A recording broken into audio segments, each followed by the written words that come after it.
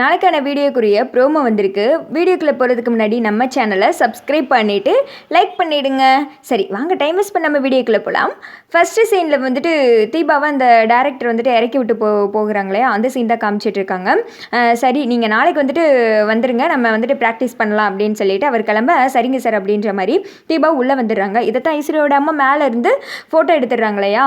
ஓ இவன் தான் அந்த டேரக்டரா, இரு வச்சுக்கிறேன், உனக்கு வீட்டுக்கு முன்னாடியே வந்து காரில் இறங்குவியா?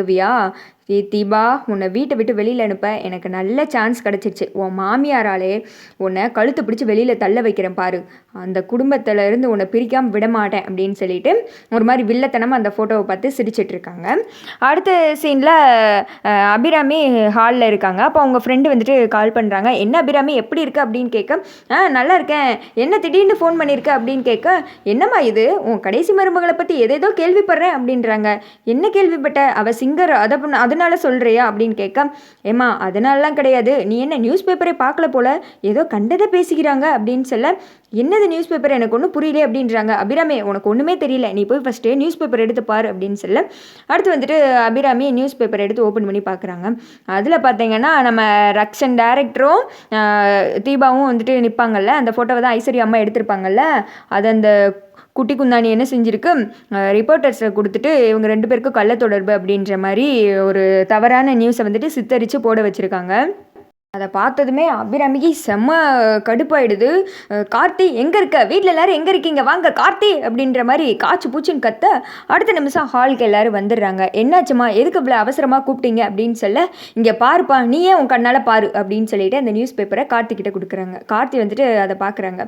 பார்த்தா அதில் பிரபல மியூசிக் டைரக்டர் ரக்ஷனுக்கூட இந்த மாதிரி அபிராமி காஸ்மெட்டிக்ஸ் மருமகள் வந்துட்டு கடைசி மருமகள் தீபா வந்துட்டு காதல் அப்படின்ற மாதிரி இருக்குது. அதை பார்த்தது வந்துட்டு கார்த்தி ஷாக் ஆகிடுறாங்க. பட் அவர் பெருசாக எதுவும் ரியாக்ட் பண்ணிக்கல. ஏன்னா கார்த்திக்கு தீபாவை பற்றி தெரியாதா? அம்மா இது ஏதோ தவறான நியூஸ் அப்படின்னு சொல்ல, என்னப்பா பேசிகிட்டு இருக்க நீ, நம்ம குடும்பத்துக்குன்னு ஒரு மான மரியாதை இருக்கா, அது எல்லாமே இப்போ போச்சு. யாரோலாம் கால் பண்ணி எனக்கு சொல்கிறாங்க உங்கள் மருமகளை பற்றி இப்படி நியூஸ் வந்திருக்கு பாருங்கன்னு, எல்லாமே போச்சு. இதனால தான் நான் தலைப்பாட அடிச்சுக்கிட்டேன், நமக்கு இதெல்லாம் தேவையாப்பா கார்த்தி அப்படின்னு சொல்ல, வேமா வந்துட்டு தீபா அந்த நியூஸ் பேப்பர் எடுத்து பார்க்குறாங்க. பார்த்ததும் கண்ணிலேருந்து கண்ணீரே வந்துடுது. பாபம் ஒரு மாதிரி அழுதுகிட்டே நிற்க, பக்கத்தில் மீனாட்சி வாங்கி பார்க்குறாங்க. அப்படியே அதுக்கடுத்து தான் தெரியுமே என்னென்ன சீன் நடக்கணும், அப்படியே வரிசையை எல்லாரும் வாங்கி பார்க்குறாங்க.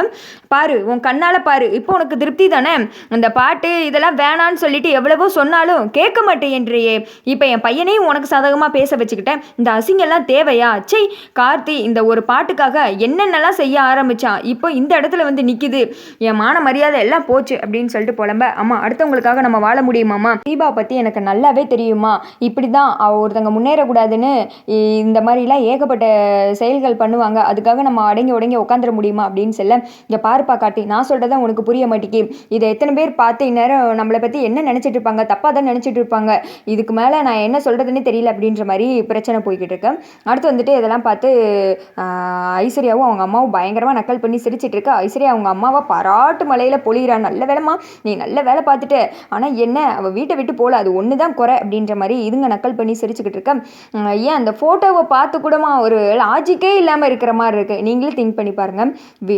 இவங்களோட வீட்டுக்கு முன்னாடி அதுவும் மேலே இருந்து யாரோ ஃபோட்டோ எடுத்திருக்காங்க, அதுவும் நைட் டைமும் நல்லாவே தெரியுது.